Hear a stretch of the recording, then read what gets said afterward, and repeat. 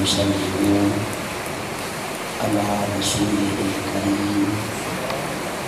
أما بعد، فأعوذ بالله من الشيطان الرجيم.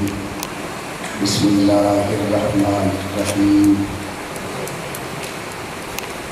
وعباد الرحمن الذين يمشون على الأرض هونا وإذا خاطبهم الجاهلون قالوا سلاما والذين يبيتون لربهم سجدا وقياما. صدق الله مولانا العظيم وبلغنا رسوله النبي الكريم ونحن على ذلك لمن الشاهدين والشاكرين والحمد لله رب العالمین. تمام حضرات محبت کے ساتھ، ذوق و شوق کے ساتھ، عقیدت کے ساتھ بارگاہ مصطفی میں حضرت علیہ الصلوۃ والسلام پیش کیجیے. الصلاۃ والسلام علیک یا رسول اللہ وعلی آلہ وصحبہ یا حبیب اللہ. الصلاۃ والسلام علیک وعلی آلہ وصحبہ یا محمد رسول اللہ. حضرات گرامی، سب سے پہلی گزارش یہ ہے کہ عزیز القدر فاضل ذی احتشام علامہ محمد صادق قادری بشر صاحب نے جو کچھ ارشاد فرمایا، ادب سے عرض کرتا ہوں، یقیناً شاگرد کا اپنے استاد کے ساتھ حسن ثانی اور عقیدت و محبت کا رشتہ ہوتا ہے. مرید کا اپنے پیر کے ساتھ عقیدت و محبت کا رشتہ ہوتا ہے. لیکن قسم سے عرض کرتا ہوں کہ میں کوئی عالم نہیں، کوئی فاضل نہیں. میرا تعارف بس ایک لفظ میں ذہن نشین کر لیں کہ میں ایک مدرسے کا ادنا سا طالب علم ہوں. سبق سنانے کے لیے حاضر ہوا ہوں. آپ دعا فرمائیں خلا کے کائنات مجھے صحیح سبق سنانے کی، آپ کو سننے کی، اور ہم سب کو حق سن کر سمجھ کر عمل کرنے کے اللہ توفیق عطا فرمائے. اس کے بعد دوسری گزارش یہ ہے کہ جیسا کہ آپ کے علم میں ہے کہ آج کا یہ خوبصورت پروگرام اس آستانہ عالیہ کی طرف منسوب ہے جس کا تعلق سلسلہ عالیہ مجددیہ نقشبندیہ بالخصوص حضرت مجدد الفسانی علیہ الرحمہ کی ذات کی طرف ہے. اور ابھی میں نے کچھ اشتہار بھی دیکھے جس میں حضور مجدد الفسانی علیہ الرحمہ کی بارگاہ میں عقیدت و محبت کے پھول نچھاور کرنے کے لیے 30 روزہ محافل کا اہتمام ہو رہا ہے. میں یہ سمجھتا ہوں کہ یہ فیضان شرک و شریف کا ایک قطرہ ہے.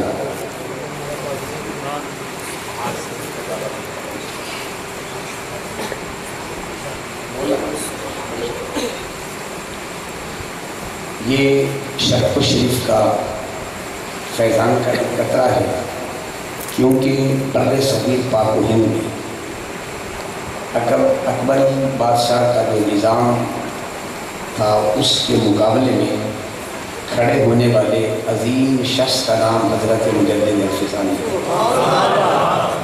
ہمارے ہاں کیونکہ ولایت کا ایک تصور یہ پیش کیا جاتا ہے کہ میرے پیر نے مجھے تعویذ دیا، جہاں میں چاہتا تھا وہاں شادی ہو گئی.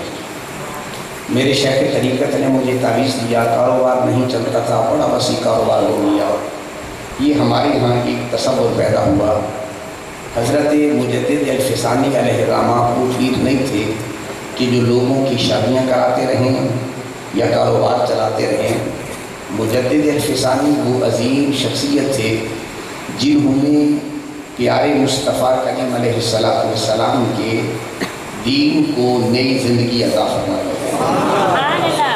اور پھر اس وقت جبکہ اکبر بادشاہ کے پاس دنیا کی سب سے عظیم فوج بھی موجود تھی، جنگی ساز و سامان بھی موجود تھا، مال و دولت کی بھی فراوانی تھی، کسی شے کی کمی نہیں تھی۔ ایک مرد درویش مجدد الفسانی علیہ الرحمہ کھڑا ہوتا ہے تو اس نے اس کی طاقت کو اور اس کی دولت کو اور اس کی افرادی قوت کو ایسے دریا برد کیا کہ آج اس کا نام لینے والا نظر نہیں آتا، اور مجدد الفسانی کا نام صرف زمین پر نہیں آسمان پر بھی ستاروں کی طرح چمکتا ہے۔ اور پھر حضرت مجدد الفسانی علیہ الرحمہ کے پاس کون سا ہتھیار تھا؟ آپ کی تعلیمات کا خلاصہ اس جملے میں آپ کی نظر کرنا چاہوں گا۔ اس کو تقریر سمجھ کے نہیں، خطاب سمجھ کے نہیں، بیان سمجھ کے نہیں، اس طالب العلم کا سبق سمجھ کے ذرا ذہن نشین فرما لینا۔ آپ کے پاس سب سے بڑا ہتھیار سنت مصطفیٰ تھا۔ حضرت مجدد الفسانی علیہ الرحمہ کا کوئی عمل سنت مصطفی کے خلاف نہیں ہوا کرتا تھا، حتیٰ کہ بڑی معروف سی بات ہے، شاید آپ نے سماعت فرمائی ہوگی، اس کو حکیم الامت مفتی احمد یار خان صاحب نعیمی گجراتی علیہ الرحمہ نے میراث شرح مشکات کے اندر نقل کیا ہے کہ جب آپ کی زندگی کے آخری لمحات تھے تو آپ رونے لگ گئے، آپ کی آنکھوں میں آنسو آ گئے، تو آپ کے کسی مرید نے پوچھا حضرت روتے کیوں ہو؟ فرمایا میں نے آقا کریم علیہ السلام کی ہر سنت پر عمل کیا ہے، ایک سنت بچ گئی، اس پر عمل نہیں کر سکا۔ کہا وہ کون سی سنت ہے؟ کہا آقا کریم علیہ السلام کے شہزادے تھے حسنین کریمین علیہ السلام، تو انہوں نے آپ کی گود میں پیشاب کیا تھا۔ میرا نواسا نہیں ہے، اگر میرا نواسا ہوتا اور میری گود میں پیشاب کر دیتا تو محبوب کی یہ سنت پر بھی عمل ہو جاتا۔ اب آپ اندازہ کر سکتے ہیں کہ آپ سنت سے کتنا پیار فرماتے تھے۔ آگے قبلہ مفتی صاحب علیہ الرحمہ لکھتے ہیں، آپ فرماتے ہیں کہ آپ نے یہ ارشاد فرمایا اگر میرے دنیا سے جانے کے بعد اللہ میری بیٹی کو بچہ عطا کر دے تو میری قبر پہ لا کے بھی پیشاب کرا دینا تاکہ میرے محبوب کی یہ سنت بھی پوری ہو جائے۔ تو مجدد الفسانی علیہ الرحمہ کے پاس ایک ہی ہتھیار تھا جس کو ہم سنت مصطفیٰ کہتے ہیں، اور یہ میاں شیر محمد شرف پوری علیہ الرحمہ اسی چشمے سے سیراب ہو کے آ کے ہمیں سیراب کرتے ہیں۔ اور یہ بھی اتفاق کی بات ہے، جس ادارے میں پڑھتا رہا ہوں اس کے بانی کے نام کے ساتھ مدرسے کے فرنٹ پہ لکھا ہوا تھا شیر محمدی، ان کے ادارے پہ فرنٹ پہ لکھا ہوا تھا، جہاں ساجد بھائی پڑھتے رہے ہیں مدرسہ عربیہ احیاء العلوم پورے والا، میں بھی وہاں پڑھتا رہا ہوں اور وہاں نوکری کے اتفاق ہوا، تو اس کے جو بانی ہیں مولانا عبدالعزیز رحمۃ اللہ تعالی علیہ، وہ بھی حضرت میاں صاحب علیہ الرحمہ کے عقیدت مندوں اور مریدوں میں سے تھے، اس لیے ان کے نام کے ساتھ وہاں لکھا ہوتا تھا شیر محمدی۔ تو میرے ملت کے غیر نوجوانوں، آئیے میں آپ حضرات سے کچھ معروضات عرض کرنا چاہوں گا۔ عالم نہیں ہوں، طالب علم ہوں، طالب علم کا سبق طالب علم سمجھ کے یاد کرنا۔ تو آج اس محفل میں دو چیزوں کا میں تھوڑا سا تذکرہ کروں گا۔ پہلے نمبر پر چونکہ ایک بڑی عظیم روحانی شخصیت کا اس سے مبارک ہے، اس کا تعلق روحانیت کے ساتھ ہے، اور یہ بات ذہن میں رکھ لیں، روحانیت کا تصور علم کے بغیر ممکن نہیں ہے۔ یہ بات بھی ذرا ذہن میں رکھیے گا، روحانیت کا تصور علم کے بغیر ممکن نہیں ہے۔ یوں سمجھ لیں جیسے دیہات کا ماحول ہے، مثال آسانی سے سمجھ جائیں گے۔ آپ دودھ مکھن کرتے ہیں نا، مکھن پہلے دودھ ہے کہ پھر جاگ لاتے مکھن کرتے ہیں، یہ جو دودھ ہے اس کا نام ہے شریعت اور مکھن کا نام ہے طریقت۔ اب بات آ جائے گی سمجھ میں، جس طرح مکھن دودھ کے بغیر نہیں ہے اسی طرح طریقت بھی علم کے بغیر نہیں ہو سکتی ہے۔ اگر کوئی اس غلط فہمی کا شکار ہے، علم نہ ہو طریقت آ جائے گی، تو میرا خیال ہے وہ غلط فہمی کا شکار ہے۔ علم ہوگا تو روحانیت آئے گی، وگرنہ روحانیت نہیں آ سکتی، کیونکہ روحانیت کس شے کا نام ہے؟ روحانیت جو ہے یہ معرفت خداوندی کا نام ہے۔ اور جب ہم طالب علم پہلا سبق پہلی کتاب کا پڑھتے ہیں نا، جس کو کریمہ کہتے ہیں، شیخ سعدی رحمۃ اللہ علیہ فرماتے ہیں کہ بعلم نہ تمام خدا را شناخت، علم کے بغیر خدا کی معرفت نصیبی نہیں ہوتی ہے۔ تو جب علم کے بغیر معرفت خدا بندی نہیں آتی ہے تو طریقت تو معرفت خدا بندی کا نام ہے۔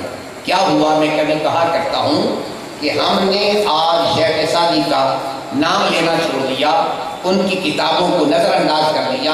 ہم یہ سمجھتے ہیں کہ آج کے یہ جدید دور کی کتابیں لکھی ہوئی پڑھیں گے، یقیناً پڑھنی چاہیے، مجھے اس کا انکار نہیں، لیکن جو روحانیت ان بزرگوں کی کتابوں میں تھی وہ آج کی کتابوں میں نہیں ہے، اس لیے کہ وہ بزرگ علم اور روحانیت کا مجمع البحرین ہوا کرتے تھے۔ ان کی زبان سے نکلا ہوا ایک ایک لفظ اتنا کمال کا ہوتا تھا کہ ایک ایک لفظ میں انسان کی زندگی کے اندر انقلاب برپا ہو جاتا تھا۔ تحدیث نعمت کے طور پر سمجھانے کے لیے عرض کرنا چاہتا ہوں کہ ہم کثرت سے علماء مدرسین حضرات تشریف فرما ہیں، اکثر و بیشتر مدارس میں یہ پڑھتے ہیں، پڑھاتے ہیں، سنتے ہیں۔ کریمہ کا پہلا شعر ہے، اس کا ترجمہ کرتے ہیں، کریمہ ببخشائے برحال ماں کہ ہستم اسیر کمند ہوا۔ اس کا عام ترجمہ اکثر میں بھی سنتا رہتا ہوں، آپ بھی سنتے رہتے ہیں۔ کیا کرتے ہیں، اے کریم بخشش فرما ہمارے حال پر، کیونکہ میں ہوں قیدی خواہشات کے جال۔ یہ ترجمہ کرتے ہیں۔ اب اس کا کیا مطلب ہے؟ بس اتنا ہی ہے کہ یا اللہ معاف کر، میں گناہ گار معاف کر۔ تو یہ تو اگر کریمہ نہ بھی پڑھے تو بچے کو آتا ہے، لیکن دیکھنا یہ ہے کہ شیخ سعدی رحمہ اس شعر میں سبق کیا دینا چاہتا ہے، سمجھانا کیا چاہتا ہے، اس پہ ہماری نظر نہیں ہوتی ہے۔ سمجھانے کے لیے عرض کرنا چاہتا ہوں، ذرا دوبارہ غور کریں، بات ذرا تھوڑی سی ثقیل ہے، شاید میں سمجھا لوں گا۔ کیا کہا، کریمہ ببخشائے برحال ماں، اے کریم بخشش فرما، یہ نہیں کہا میرے حال، کیا کہا، کریمہ ببخشائے برحال ماں، ہمارے حال پر۔ تو اب شعر کی ترتیب کا تقاضا یہ تھا، آگے یوں کہتے، اے کریم بخشش فرما ہمارے حال پر، کیونکہ ہم ہیں، لفظوں پہ اور کیونکہ ہم ہیں خواہشات کے جال کے قیدی۔ تو اب پہلے کہا نا ہمارے حال، جمع کسی کا بولا، یعنی میں کل نہیں، یا اللہ سارے سارا تیرا کر، جب یہ ایک کہتے اسی ساری گناہ میں پھنسے ہو جائے تو یا اللہ سارا تیرا کر۔ پہلے جو رحم کی بات آئی تو سب کا نام لیا، اور جب گناہ کی بات آئی نہیں بات سمجھا، جب گناہ کی بات آئی اب یہ نہیں کہا ہمارے، کیوں؟ شیخ سعدی پیغام یہ دینا چاہتے تھے کہ دنیا والوں، میں ان تمام لوگوں کو اپنے آپ سے بہتر سمجھتا ہوں، اس لیے میں یہ کہنا چاہتا ہوں، اے اللہ یہ گناہوں سے پاک ہیں، میں گناہ گار ہوں، یا اللہ مجھ پہ کرم فرما دے۔ تو اب ذرا پہلے اور بعد میں ترتیب کیوں بدلی ہے؟ پہلے جمع کا صیغہ بولا، آگے واحد کا بولا ہے، وجہ کیا ہے؟ اسلاف کا طرز یہ تھا، اسلاف کا طریقہ کار یہ تھا کہ وہ دوسروں کو اپنے آپ سے بہتر سمجھتے تھے اور اپنے آپ کو سب سے کم تر سمجھتے تھے۔ آج یہی فلسفہ الٹ ہو گیا، آج ہم اپنے آپ کو سب سے بہتر سمجھتے ہیں اور دوسرے کو کم تر سمجھتے ہیں۔ جب بندہ اپنے آپ کو بہتر کہتا ہے سمجھ لینا وہ شیطان کے نقش قدم پہ چلتا ہے، اور جب وہ بندہ اپنے آپ کو سب سے کم تر سمجھتا ہے تو وہ اولیاء اللہ کے نقش قدم پہ چل رہا ہوتا ہے۔ آج کا یہ فلسفہ ذہن میں رکھے جائیے، آج یہی بیماری پیدا ہو گئی ہے، یہی خرابی، میں نے کام کر دیا، میں بہتر ہوں، میں نے ایسا کیا ہے، نہیں میرے ملت کے عیون و جوانو، نہیں، یہ بات فقط شیخ سعدی علیہ رحمۃ کی نہیں ہے، بزرگوں کی نہیں ہے۔ میں نے جب قرآن کا مطالعہ کیا تو قرآن بھی مجھے یہی بتاتا ہے کہ ہمارے اکابر نے کیا سبق دیا، تفصیل میں نہیں جانا چاہتا، بات طویل ہو جائے گی۔ آپ نے علماء سے سبق فرمایا ہوگا، حضرت موسیٰ علیہ السلام اور پیارے خضر علیہ السلام کی جب ملاقات ہوتی ہے تو ذرا غور کریں، اس میں پیارے خضر نے کیا کیا کلمات بولے ہیں، الفاظ قرآن کے ہیں، سمجھانا چاہتا ہوں۔ میں نے پہلے یہاں حاضر ہوا تھا، ایک جملہ میں نے کہا تھا کہ سنی قرآن خوانی کراتے ہیں، قرآن دانی نہیں کرتے ہیں۔ میں آپ سے کہنا چاہتا ہوں، قرآن خوانی کرائے ثواب کا کام ہے، انکار نہیں کرتا، لیکن قرآن خوانی کے ساتھ ساتھ قرآن دانی کا بھی ذوق پیدا کرے۔ جب تک قرآن دانی نہیں ہوگی، قرآن فہمی نہیں ہوگی، قرآن کے مدارے و مضامین مفاہیم سمجھ میں نہیں آئیں گی، قرآن کا فائدہ نہیں سمجھ میں آئے گا۔ آئیے ذرا غور کریں، حضرت خضر علیہ السلام نے 3 کام کیے۔ پہلے نمبر پہ کیا کیا، کشتی کے تختے اکھاڑے تھے کہ نہیں اکھاڑے تھے۔ نمبر 2، بچے کو قتل کیا تھا یا نہیں کیا تھا۔ نمبر 3، آپ نے گرتی ہوئی دیوار کو کھڑا کیا تھا یا نہیں کیا تھا۔ اب ذرا قرآن کے الفاظ سنیے، قرآن کیا کہنا چاہتا ہے۔ حضرت خضر علیہ السلام نے جس وقت کیا کیا، آپ نے جس وقت یہ کہا کہ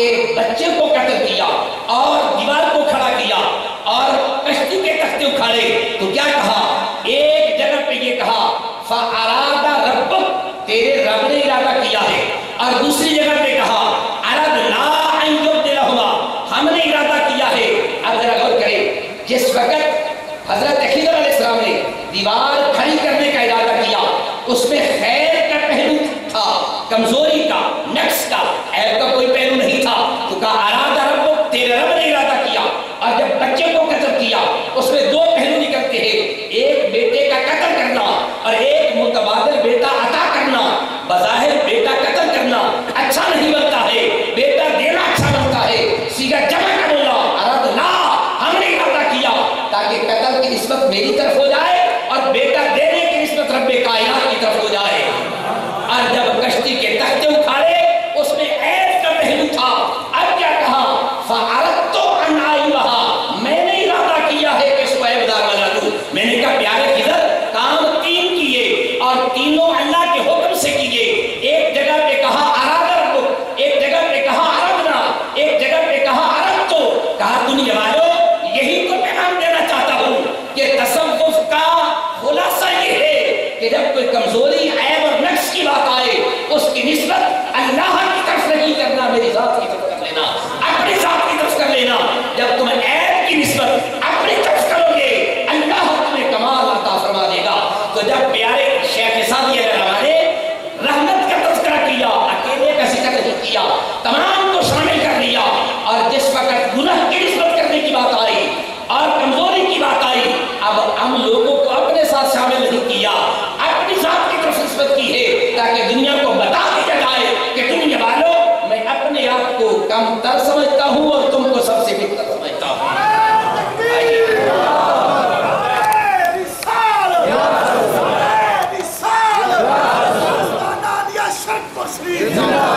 آئیے آج صوفیہ کا یہ تصور پیش کرنا چاہتے ہیں۔ ان لوگوں کی باتیں کیوں عرض کرنا چاہتا ہوں؟ اس لیے کہ یہ لوگ جو صوفیاء اقسام تھے، ان کا مقصد کیا تھا؟ ایک جملہ عرض کرنا چاہتا ہوں والے علم کے لیے بھی آپ کے لیے کروں گا۔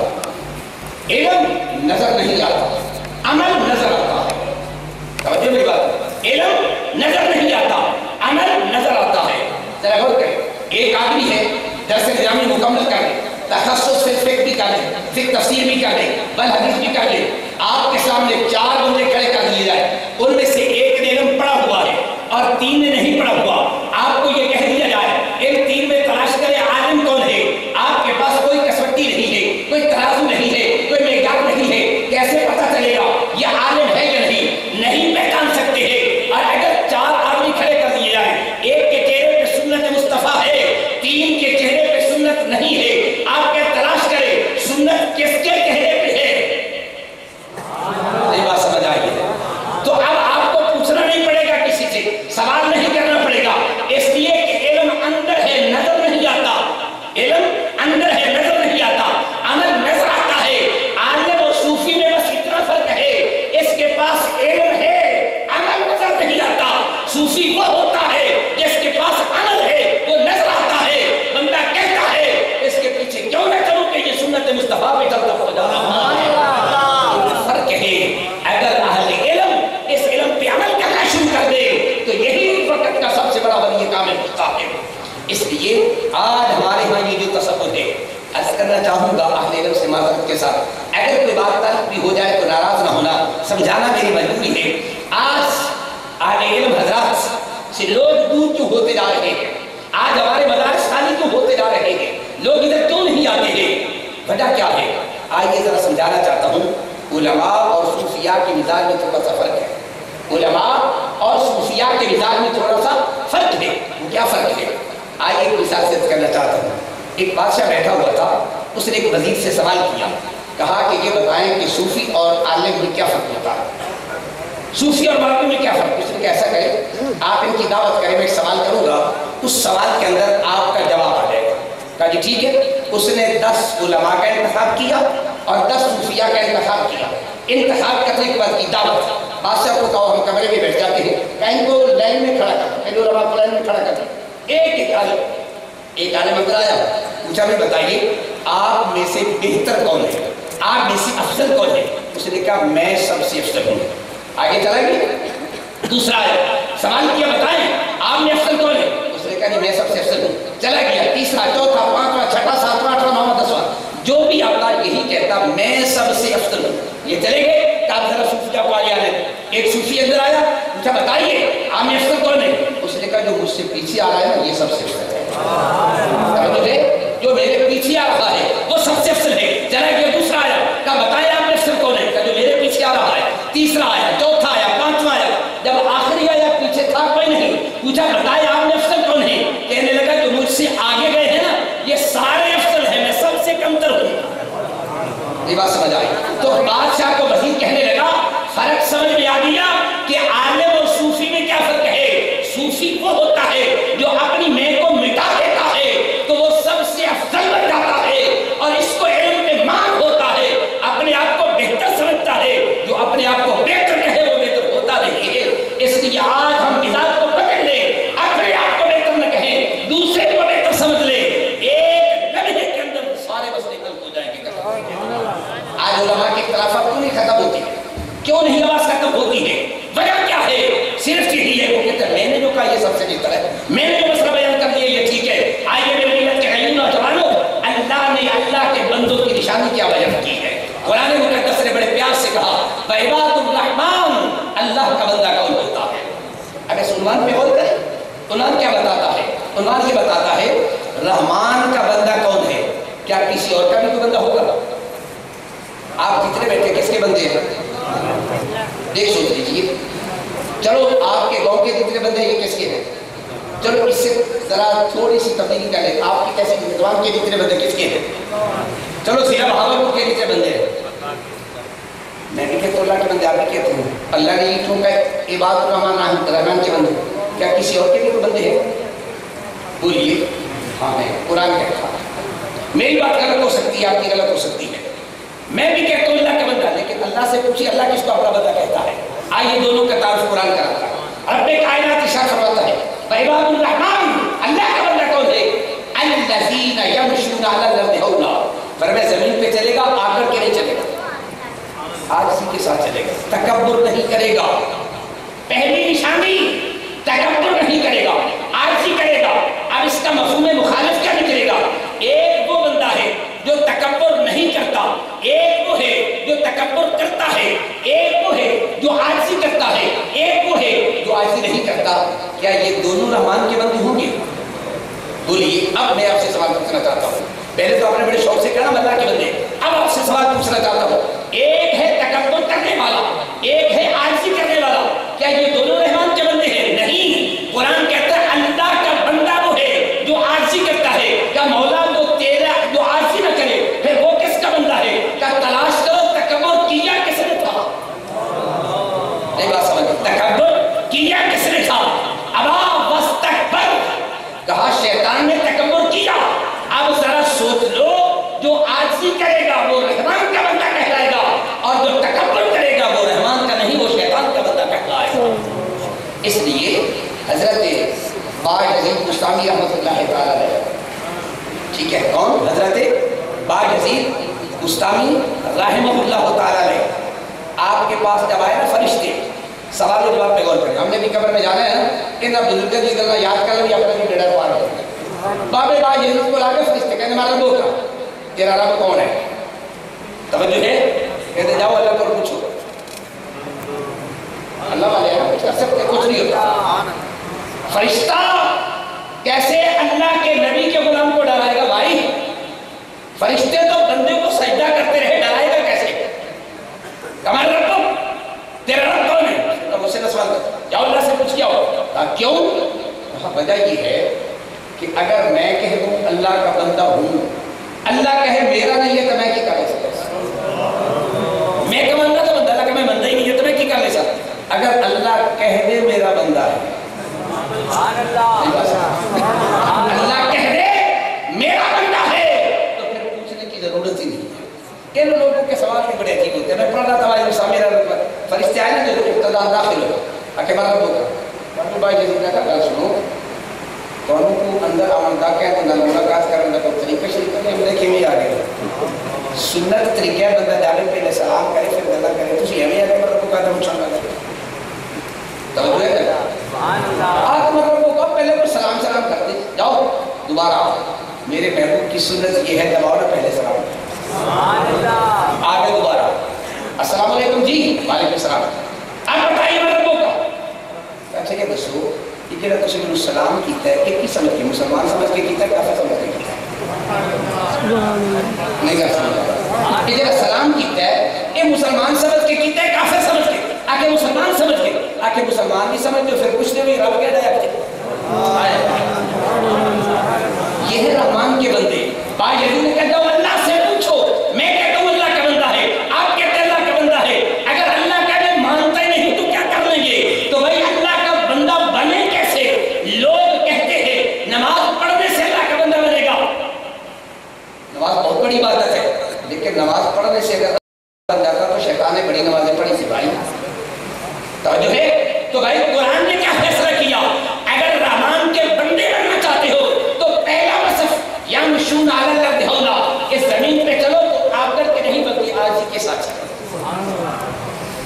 میرے شیخ طریقے صاحبزادہ سید نصیر ملت سید نصیر الدین نصیر علیہ رحمۃ نے شروعائی لکھی تھی کمال فرماتا ہے اتنا نہ عقل اتنا نہ عقل نہ اتنا جذبات میں رہے حد سے نہ گزر دائرہ ذات میں رہے اتنا نہ عقل نہ اتنا جذبات میں رہے حد سے نہ گزر دائرہ ذات میں رہے ایک قطرہ ناپاک نسب ہے تیرا اوقات یہی ہے تیری اوقات میں رہے ایک قطرہ ناپاک نسب ہے تیرا اوقات یہی ہے تیری اوقات میں رہے فرمایا عقل نہیں کبھی غور کر تو کہاں سے پیدا ہوا ایک گندے نطفے سے کپڑے کو لگ جائے کپڑا پلید ہے جسم کو لگ جائے جسم پلید ہے کپڑے کو لگ جائے اس سے نماز نہیں پڑھ سکتے عقل کرتا ہے تو ہے کون فرمایا رحمان کا بندہ وہ ہوگا جو زمین پہ چلے گا تو آج سے چلے گا آج ہمارے اندر آج کا پہلو نہیں ہے آئیے صوفیاء کا پیغام عرض کرنا چاہتا ہوں آج یہ ہے آپ ایک لفظ یاد کر لیں تو انشاءاللہ العزیز باقی ساری کلیاں خود آنا شروع ہو جائیں کسی بندے سے ملاقات ہو جائے بس یہ کہہ دیں یہ مجھ سے افسر ہے یہ مجھ سے افسر ہے یہ مجھ سے دیکھ رہے میں کم تر ہوں لڑائی ختم ہو جائے گی لڑائی تب ہوتی ہے کہ بندہ برابر پہنچتا ہے یا اپنے آپ کو بہتر سمجھتا وہی سوچتے ہیں یا بہتر سمجھتا ہے بڑا سمجھ کر لڑائی کرتا ہے یا برابر سمجھ کے مقابلہ کرتا ہے تو اگر چھوٹا سمجھ لے اپنے آپ کو لڑائی ختم ہو جائے گی تو میں کہتا ہوں دنیا والوں صوفیاء کی تعلیم کا مطلب یہ ہے اپنے آپ کو بہتر نہیں کم تر سمجھو اپنے آپ کو اعلیٰ نہیں ادنا سمجھو جب ادنا سمجھو گے تو پھر یقین کر لینا انشاءاللہ ہم نیچے نہیں جائیں گے اوپر کی طرف جائیں گے کیونکہ میرے محبوب کا فرمان ہے من تواضع للہ رفعہ اللہ جو عاجزی کرتا ہے پھر اللہ اس کو جھکنے نہیں دیتا اللہ اسے اونچا کر دیا وعباد الرحمن الذین یمشون علی الارض ہونا دوسرے نمبر پہ کہا وَإِذَا خَاطَبَ هُمُ الْجَاهِلُونَ قَالُوا سَلَامًا فرمایا اگر تمہارے اندر کوئی جاہل بندہ ان پڑھ بندہ لڑائی سے جھگڑا کرے نا تو پھر لڑائی نہ کرو جھگڑا نہ کرو بحث کو بحث نہ کرو اور یہ قالوا سلاما تم سے سلام بھائی سلامتی کا مطلب یہ ہے میں نہیں لڑنا چاہتا نہیں بات سمجھ ہم کہتے ہیں السلام علیکم کیا مطلب ڈاکٹر نہیں بھائی سلام کرنے کا تو مطلب ہی ہوتا ہے نا سلام کرنے کا تو مطلب یہ ہوتا ہے بھائی السلام علیکم میں تیرا مسلمان بھائی ہوں تجھے سلامتی کا پیغام دیتا ہوں تجھ کو مجھ سے ڈرنے کی کوئی ضرورت نہیں السلام علیکم تمہاری جان سلامت تمہارا مال سلامت تمہاری عزت سلامت السلام علیکم یہ معاہدہ ہے دو بندوں کے درمیان میں قیامت تک جاؤ میں گارنٹی دیتا ہوں آج کے بعد تیری عزت مجھ سے سلامت رہے گی کوئی تیری عزت کو نقصان نہیں پہنچے گا تیرے مال کو نقصان نہیں پہنچے گا تیری جان کو نقصان نہیں پہنچے گا آگے سے وہ کیا کہتا ہے وعلیکم السلام اگر تو زمانہ دیتا ہے نا تو میں بھی زمانہ دیتا ہوں تیری عزت میری میری عزت تیری عزت آج اس تصور کو ذرا میرے ملائی نوجوانوں سے کہنا چاہتا ہوں بزرگوں سے بھی کہنا چاہتا ہوں لیکن بالخصوص نوجوانوں سے کہنا چاہتا ہوں آج ہم کسی کی بہن بیٹی کی عزت پہ جب نظر اٹھاتے ہیں وہ بھول جاتا ہے کہ میرے گھر میں بھی میری بہن بیٹھی ہے وہ بھول جاتا ہے کہ میرے گھر میں بھی میری بیٹی بیٹھی ہے آج کسی کی عزت چاہے وہ گاؤں ہے چاہے وہ شہر ہے چاہے وہ محلہ ہے کوئی بھی ہے مجھے ایمان سے بتاؤ کیا خیال ہے کسی کی عزت محفوظ ہے میں دور نہیں جانا چاہتا ابھی پچھلے دنوں میں جو آزاد و شمار یونیورسٹیز کے اخبارات میں آئے ہیں ان کی تعداد پڑھ کے دیکھے کہ یونیورسٹیز میں پڑھانے والے کالج کے لیکچرار پروفیسر کتنی بیٹیوں کی عزتوں سے کھیلتے ہیں نمبر کم ظاہر کرنے کے لیے میرے ملت کے غیور نوجوان جس کالج میں یونیورسٹی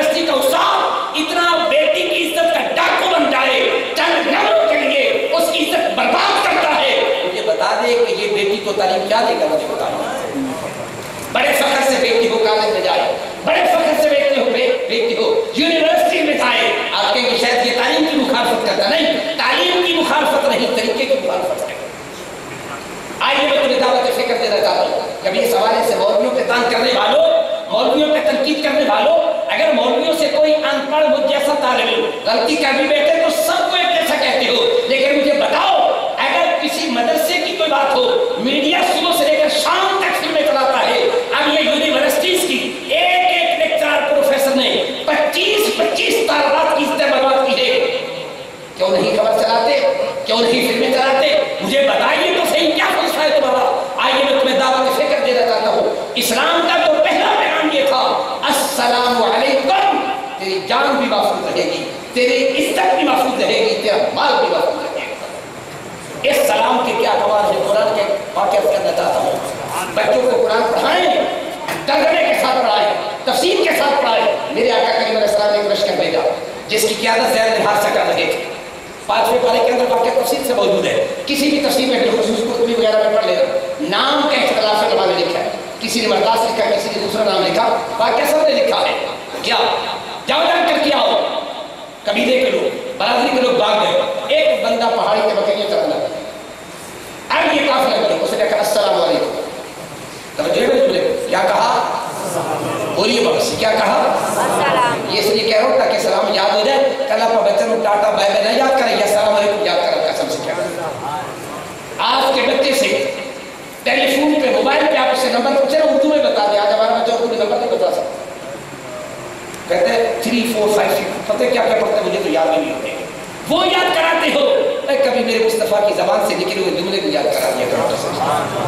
کیا کہا السلام علیکم، حضرت زید بن تمار سے سر قلم کر کے رکھ دیا۔ یہ لشکر واپس آیا، میرے آقا کریم کی بارگاہ میں واقعہ پیش ہو گیا کہ زید بن حارثہ نے مرداس کا سر قلم کر دیا، پوچھا کیوں قلم کیا، کیوں قلم کیا؟ اس نے کیا کہا تھا؟ بولو یار واپس السلام علیکم کہا تھا، کیوں قلم کیا؟ کہا حضور یہ اوپر سے کہتا تھا، اندر سے نہیں کہتا تھا، جان بچانے کی، میں نے کہا نا جان کی حفاظت، مال کی حفاظت، آبرو کی حفاظت، کہ یہ جان بچانے کے لیے، مال بچانے کے لیے سلام کیا، اندر سے سلام نہیں کیا۔ میرے اور آپ کے پیارے نبی کا فرمان ہے، صحیح بخاری میں حدیث موجود ہے، میرے آقا فرماتے ہیں حل شکک تقلبہ، حل شکک تقلبہ، کیا تم نے دل چیر کے دیکھ لیا تھا کہ یہ اوپر سے کہتا ہے اندر سے نہیں کہتا؟ تمہیں پتا ہے کہ یہ اوپر سے کہتا ہے اندر سے نہیں کہتا، تجھے کیا پتا؟ آئیے قرآن کی تعلیمات سنیں، قرآن کے الفاظ سماعت فرمائیے۔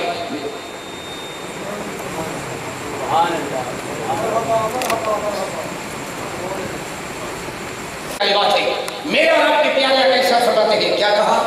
حل شکک تقلبہ، کیا تم نے اس کا دل چیر کے دیکھ لیا تھا کہ وہ اوپر سے سلام کرتا ہے اندر سے سلام نہیں کرتا؟ کہا السلام علیکم۔ میرے آقا کریم جب یہ کہا، آقا کریم علیہ السلام کی فرمان کی تائید اللہ نے قرآن میں آیت اتاری، کیا اتاری؟ قرآن میں آیت اتاری، فرمایا بلا تقولوا لمن القا الیکم السلام لست مؤمنا، فرمایا جو تمہیں سلام کرے یہ نہ کہو کہ یہ کافر ہے، یہ نہ کہو کہ یہ مومن نہیں ہے۔ جب اس نے سلام کر دیا تو سلام کرنا یہ ایمان کی نشانی ہے، ایمان کی علامت ہے، تو سلام کا مطلب یہ ہے تیری جان بھی محفوظ ہے، تیری عزت بھی محفوظ ہے، تیرا مال بھی محفوظ ہے۔ اے سلام کرنے والے انسان، جب تو کسی کو سلام کرتا ہے، سلام کا مطلب یہ ہے کہ میں ضمانت دیتا ہوں، گارنٹی دیتا ہوں، آج کے بعد میری طرف سے تیری عزت کو بھی نقصان نہیں پہنچے گا، تیرے مال کو بھی نقصان نہیں پہنچے گا، اور تیری جان کو بھی نقصان نہیں پہنچے گا۔ اس آیت کے تحت مفسرین نے لکھا ہے جب حضرت زید کو موت آئی، اس کو زمین میں دفن کیا گیا، تو زمین نے زید کی میت کو اٹھا کے باہر پھینک دیا۔ کیوں؟ کہا اس نے ایک مسلمان کو قتل کیا، کلمہ پڑھنے والے کو قتل کیا ہے، حالانکہ یقینی طور پر حضرت زید نے مسلمان سمجھ کے نہیں قتل کیا، ان کا خیال یہ تھا کہ یہ اوپر سے کلمہ پڑھ رہا ہے، لیکن قرآن کا مقتضا کیا تھا، میرے محبوب کے فرمان کا مقتضا کیا تھا کہ چونکہ اس نے سلام کیا، اور جو سلام کرے گے اسلام کی علامت ہے، تو کون ہوتا ہے کفر کا فیصلہ لگانے والا؟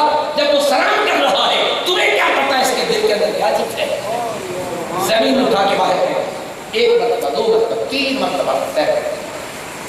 صحابہ کرام میرے مصطفیٰ پہ حاضر ہوتے ہیں، عرض کرتے یا رسول اللہ علیہ السلام ہم زید کو زمین میں دفن کرتے ہیں، زمین قبول نہیں کرتی.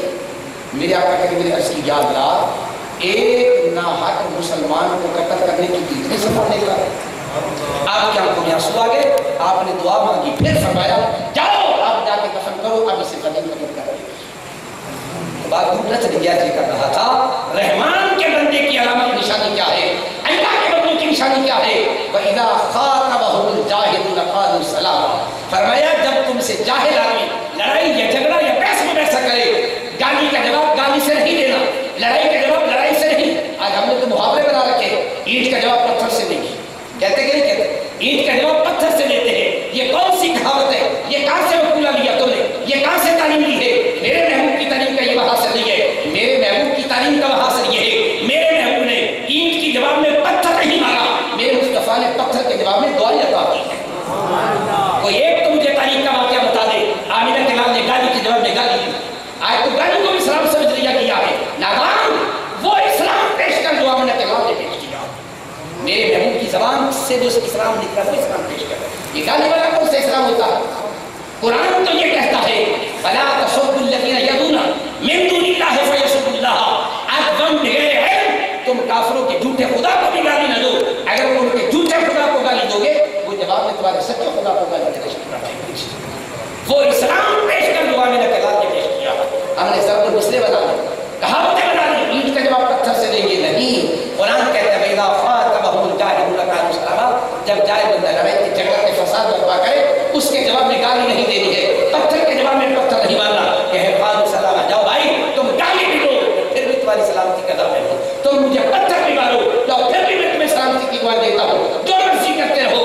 مومن کی زبان سے کسی کو تکلیف نہیں پہنچتی. ایک مسلمان کی تعریف میں کرتا ہوں، آپ کرتا ہوں، علماء کرتے ہیں، یہ بھی ٹھیک ہے، مجھے کوئی اختلاف نہیں ہے. لیکن ایک مسلمان کی تعریف میرے آقا کے زبان سے بھی نہیں ہے. اس تعریف کو میرے آقا کریم نے فرمایا کیا مسلمان کون ہے؟ صحابہ نے پوچھا المسلم من سلم المسلمون من لسانه ویدہ و یدیہ. فرمایا مسلمان وہ ہے جس کی زبان اور ہاتھ سے کسی مسلمان کو تکلیف نہ پہنچے. دو لفظ یاد کر کے جائیں، یاد کا سبب المسلم. حالانکہ مسلمان کا درجہ کم تر ہے، مومن کا درجہ سے اونچا.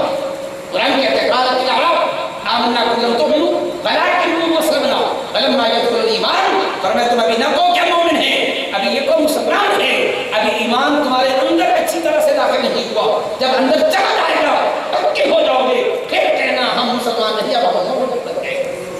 تو مسلمان کا درجہ یہ ہے المسلم من سلم المسلمون من لسانه ویدہ. مسلمان وہ ہوتا ہے جس کی زبان اور ہاتھ سے دوسرا مسلمان بھائی سلام کرتا ہے. تو اولیاء اللہ کی نشانی کیا بتائی؟ عباد الرحمن کی علامت کیا ہے؟ فرمایا وَإِذَا خَاطَبَهُمُ الْجَاهِلُونَ قَالُوا سَلَامًا وَالَّذِينَ يَبِيتُونَ لِرَبِّهِمْ سُجَّدًا وَقِيَامًا. تیسری نشانی اولیاء اللہ کی، عباد الرحمن اللہ کے بندوں کی. فرمایا دیکھو ان کی راتیں سجدوں میں گزرتی ہیں، ان کی راتیں قیام میں گزرتی ہیں، ان کی راتیں رکوع میں گزرتی ہیں. بلکہ بسا اوقات بی بی فاطمہ زہرا سلام اللہ علیہا کو یاد کرنا پڑا، اے اللہ تیری راتیں ہی اتنی چھوٹی ہیں، میرے سجدے بھی مکمل نہیں. آج مسلمان کی پیشانی سجدے کے روپ سے خالی ہو گئی. ہم اس انتظار میں بیٹھے ہیں جب گورنمنٹ ہمیں ریٹائر کرے گی تسبیح دے کے مسجد میں بیٹھ کے اللہ اللہ کا نشر کر. میرے ملت کے عیون نوجوان شیخ سعدی علیہ رحمت کی حضرتوں کو سلام کرتا ہوں، پیارے انداز میں مسئلہ بیان کرتے ہیں. فرماتے در جوانی توبہ کردن شیبہ پیغمبری. در جوانی توبہ کردن شیبہ پیغمبری. وقت کی گرد ظالم بیشور پہلگار. ریٹائرمنٹ کے بعد بڑھاپے کے بعد تو یہ بیٹری بھی ٹھیک ہو جاتے ہیں. جوانی میں ذرا توبہ کر کے دیکھنا، جوانی کی توبہ کا مزہ کچھ اور ہوتا ہے. اب یہ کون بنائے گا ہمیں؟ پہلے بھی شیخ سعدی کا میں نے تعارف کرایا. ذوق ہو تو ایک بات ان کی اور میرے ذہن میں آگے کرنا چاہتا ہوں. کون شیخ سعدی علیہ اللہ؟ آئیے بڑی محبت کی بات کرنا چاہتا ہوں. ایک نوجوان رات میں جا رہا ہے، اندھیرا بادشاہ آیا، نوجوان کی بادشاہ لڑکا کر رہے. اس بادشاہ نے کہا تو کون ہے؟ اس نے کہا میں وہ شخص ہوں جو پارٹی لوگوں کو عقل مند بنانے کی بات کرتا ہوں. पागल लोगों का कलम बना देता है। बड़ा हैरान है कि ऐसा कोई वजीफा, ऐसा कोई फलसफा, ऐसा कोई फार्मूला है कि पागल लोग जाकर में बना रहे। खैर बेचारा किया, दूसरे बादशाह ने अपनी पार्लियामेंट में इजलास बुलाया, कानून पास किया कि रात अंधेरा होता है, बंदे बंदी टक्कर लगी, बंदा मर जाएगा, डेग पेगा जो नहीं उठना जाए, अब्बास उठना जाए। उन्हें कहा कानून पास करो, रात में हर बंदा अपने हाथ से दीवा लेके, तो जो किस तरह की बोले दीवा लेके, उन्हें कहा ठीक है। उन्हें ऐलान कर दिया कानून पास किया हर बंदा रात को अपने हाथ से दीवा लेके।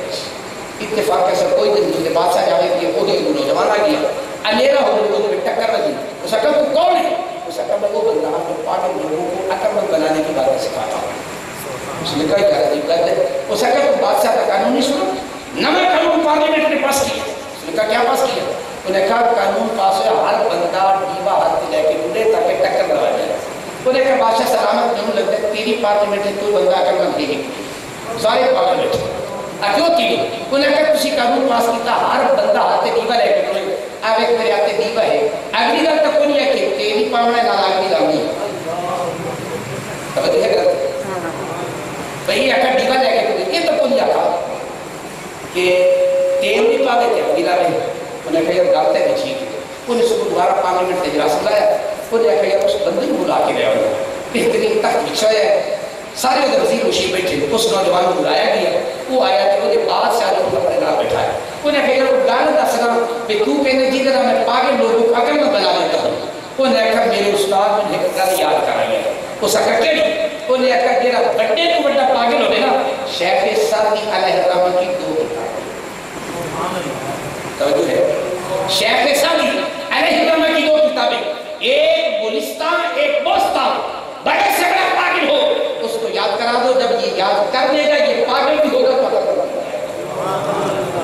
इस दर्जे का अजीम शख्स है शेख सादी अलैहिर्रहमत। दूसरी बात कहने लगे मेरे उस्ताद ने ये फरमाई थी, कौन सी? का दूसरी बात ये है, तवज्जो है, दूसरी बात ये है मेरे उस्ताद ने कहा था कि जब तुझे किताबें याद कर लेगा बादशाह तुझे बुला के अपने पास तख्त पे बैठाएगा। अब देख तूने तख्त बिछाया, मुझे बुलाया, अपने पास बैठाया। अगर मेरे उस्ताद की ये बात सच्ची है तो फिर पहली भी सच्ची है, पागल शख्स को गुलिस्तान बोस्ता पढ़ा दो, ये पागल भी है तो अकल में। आज हमने इन किताबों को मदारस से भी निकाल दिया, मदारस में भी उनकी शादो ना करीब कोई मदारस से जाके पढ़ाए जाते हैं, वगैरह शेख सादी की किताबें निकाली जा रही है। मेरे मिलत के आयु नौजवानों शेख सादी ने कहा दर जवानी तौबा करतन शेवा पैगंबर, जवानी की जो इबादत है ना ये बंदे को जन्नत बनाती है, ये बंदे को अल्लाह का महबूब और मुकर्रम बनाती है। इसी को कलंदर लाहौरी 14वीं सदी का फिक्री मुजद्दिद अल्लामा इकबाल अलैहिस्सलाम ने इसी मजमून को यूं कहा था। और मैं कहा करता हूँ जहाँ दीगर मुजद्दिदीन हैं तो मेरी नजर में 14वीं सदी का फिक्री मुजद्दिद कलंदर लाहौरी मुजद्दिद की समझ। इकबाल ने कहा था वो काफी रूह जब बेदार होती है जवानों में, वो काफी रूह जब बेदार होती है जवानों में, नजर आती है इनको अपनी मंजिल आसमानों में। अब इन नौजवानों में वो काफी रूह बेदार करनी है, इन नौजवानों को बेदार करना है। हम सो गए हैं, इस सोई हुई रूह को बेदार करना है। इसको कैसे करना है मैं करूंगा इंशाअल्लाह थोड़ी देर के बाद, लेकिन आज ये करना चाहता हूँ। सबसे पहले क्या कहा? जवानी की जो इबादत है, जवानी की जो इबादत की लज्जत है, आज हम इबादत करते हैं। एक जुमला कहना चाहता हूँ, ये तो मुश्किल सा तो मुझे शायद हो सकता है समझाने में मेरे पास अल्फाज की वो फसाहत और बलागत ना हो, लेकिन आज करना चाहते हैं। आज हम इबादत करते हैं, खुदा को खुदा समझ के करते हैं, ठीक है? हम खुदा की इबादत करते हैं, खुदा को महबूब समझ के करते हैं। मैं ये नहीं कहता महबूब नहीं समझ के करते, करना चाहिए, खुदा समझ के करना चाहिए, लेकिन नहीं अगर ये जुमला मेरा समझ आ जाए तो शायद मेरा मकसद पूरा हो जाएगा। खुदा की इबादत खुदा को महबूब समझ के नहीं, खुदा को अपना महबूब समझ के। खुदा की इबादत खुदा को महबूब समझ, महबूब है लेकिन इबादत जो महबूब का तस्वुर आएगा, खुदा का तस्वुर आएगा ना, उसे पता है कि ये तस्वुर आएगा, ये इबादत करना कुछ अल्लाह को देगा मालिक आएगा। जब बात है कहा भी है तो जो डर के इबादत की जाए, नहीं तो डर की इबादत योगियों ने की है। पहला बार उठाई बारा फरना फौकहु तू फरमाया जबरील एक सजदा लेकर जब पहाड़ लेकर जाना तो खड़ा हो जा, पहाड़ लेकर जबरील खड़ा हो गया, वो सिर सजदे तक की पे शेर भी सही बेटे से कि नहीं है। अब ये इबादत तो कर रहे हैं लेकिन मजा नहीं आता, फलसफा नहीं इबादत का। इसलिए मैं कहता हूँ खुदा की इबादत खुदा समझ के, महबूब समझ के नहीं, अपना महबूब समझ के कर। जब अल्लाह को अपना महबूब समझेगा फिर याद रख लेना, महबूब से बातें करने में जो लज्जत आती है ना, महबूब से बात करने में जो लज्जत आती है वो किसी और से बात करने में मजा नहीं आता। मिसाल देनी तो नहीं चाहिए, अल्लाह माफ करे, सिर्फ समझाने के लिए। किसी को किसी लड़की से बात हो जाए, कसम से दो घंटे बातें करते कि चलता मैंने देखा है अपनी आंखों से, आपने भी मुशाहिदा किया होगा। अगर लड़की किसी नौजवान को कहे रात को 1 बजे मेरी बेटी पे आना, तेरा इंतजार करो, 1 बजे तक नौजवान नहीं सोता है क्योंकि ख्वाहिशात नफ्स की वजह से वो अपने महबूब से मुलाकात में लज्जत महसूस करता है, 1 बजे तक का इंतजार करता है। ऐ नादान, तेरी मोहब्बत तो अल्लाह से होनी चाहिए थी, तेरा प्यार तो रब से होना चाहिए था। ये तो डर के भी खड़ी है, कोई पकड़ लेगा तो इसका भी सत्यानाश होगा, मेरा भी सत्यानाश होगा।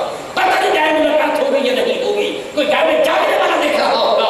जिस अल्लाह की बारगाह में तू करना चाहता है, यहाँ तो डर के कोई नहीं, वो तो इंतजार कर रहा है। ऐ मेरे बंदे, ऐ मेरे बंदे आप तो सही, मैं तो इंतजार कर रहा हूँ। ऐ मेरे बंदे आप तो सही। एक बंदा था ना, गुनाह किया, तौबा की तोड़ बैठा, गुनाह किया, तौबा की तोड़ बैठा, 70 मरतबा तौबा तोड़, कहता मैं नहीं जाता अल्लाह की इबादत करने तक तोड़। हर वाली तौबा टूट जाती, अल्लाह की आंखें का बड़ा बेशरम है तो फिर रुक जाती आ रही है, शर्म आती है मुझे जाते हुए। तहज्जुद का टाइम हो गया, आपसे आवाज आई, या मेरे बंदे बोल, आता क्यों नहीं? का बोला डर लगता था, 70 मरतबा तौबा तोड़ी है, शर्म आती है कैसे जाऊं? पर मैं ये तो तूने सोचा, मेरी रहमत का भी तेरा इंतजार करता।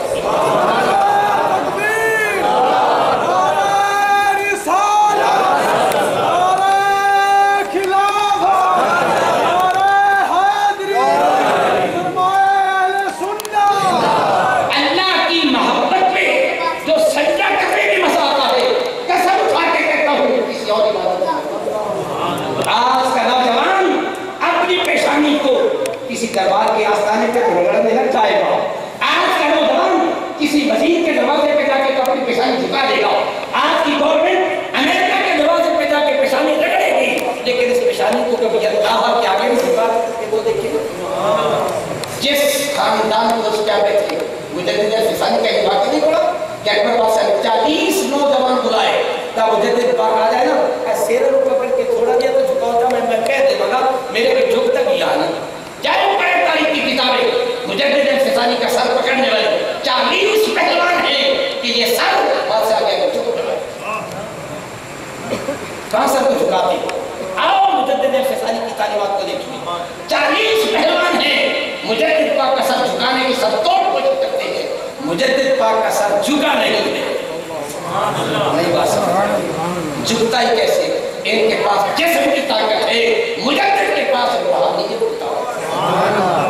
जिस्म की ताकत शिकस्त खा जाती है, रूहानी ताकत गालिब आ जाया करती है। इसलिए 40 पहलवान खड़े हैं लेकिन मुजद्दिद का सर नहीं झुका, इसलिए कि ये सर बंदूक के आगे नहीं, खुदा के आगे झुका करते हैं। ऐ नौजवान, आज अपनी जवानी को अल्लाह के प्यार में जरा गुजार के तो देख, अल्लाह की मोहब्बत में गुजार के तो देख। नहीं बात सुनी आपने वो प्यार वाली इमाम ग़ज़ाली जरा हज़रत मूसा अलैहिस्सलाम से हम कलाम मेराज की रात कहा, अपने का नाम तो बताओ, आपका नाम का? मेरा नाम मोहम्मद, बाप का नाम मोहम्मद, दादे का नाम मोहम्मद, परदादे का नाम भी मोहम्मद। तेरा नाम पूछे तो सब कुछ तक करती है, उसे कहा आप ही तो बता दिया। अल्लाह ने पूछा था बाबा तेरे कभी मैंने कहा या मूसा हाथ में क्या है, तो तूने भी तो आगे बताया काल है सा गया और शुजाला कर में बात कैसी हमारे को तूने आगे क्यों बता दिया? कहा मैं अल्लाह से बातें कर रहा था, लज्जत मिल रहा, मैं अल्लाह से बातें कर रहा था, मजा बना रहा था। कहा तुम अल्लाह से बातें कर रहे थे, मैं भी तो आपसे बातें कर रहा था। नबी रब से कलाम होता है, नबी का गुलाम नबी से कलाम होता है, नबी को अल्लाह से बातें करने में इज्जत आती है और हमको भी नबी से बातें करने में इज्जत आती है। तो ये महबूब की जो इबादत होती है ना, ये कमाल की इबादत होती है। अल्लाह की इबादत करे तो अल्लाह को महबूब समझ के, जैसे बंदा महबूब के नखरे बर्दाश्त करता है, महबूब के नाज उठाता है, जब ये बंदा इबादत करता है फिर इबादत करता करता ये मुहिब नहीं रहता, फिर ये महबूब बन जाता है, फिर वो पहले ये क्या होता है, मुहिब होता है। जैसे मुहिब महबूब की तलाश में मारा मारा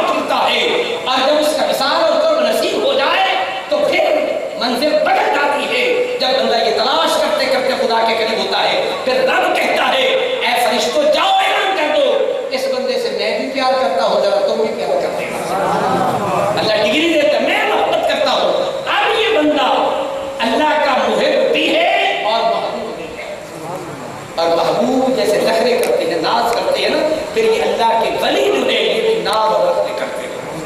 اس لیے صحیح بخاری کی وہ حدیث ہے, نیا کہتے ہیں ارشاد فرماتے کچھ بندے دیکھو گے ان کے بعد بکھری ہوگی, لباس بڑا گندا ہوگا, شاید تم ان سے کلام کرنے میں نفرت محسوس کرو گے, لیکن اللہ کیا ان کا مقام اور رتبہ یہ ہے لو اقسم باللہ لبرہو, وہ قسم اٹھا دے تو اللہ ان کی قسم کو رد نہیں کرتا بلکہ ان کی قسم معذرت اور ان کو پابند نہیں ہوتا, مجبور نہیں ہوتا.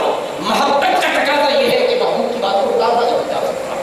اس لیے فرمایا الذین یبیتون سے آپ نے کہا یا رسول اللہ جتنے بندے بیٹھے نا کہ سارے کوئی طاقتور ہوئے, سارے جوان نہیں, کہ سارے صحت مند نہیں, کہ بڈھے بھی, کہ سارا دن حال بھی چلیں گے, محنت بھی کر دیں, کہ وہ ساری رات کی بھی عبادت کریں.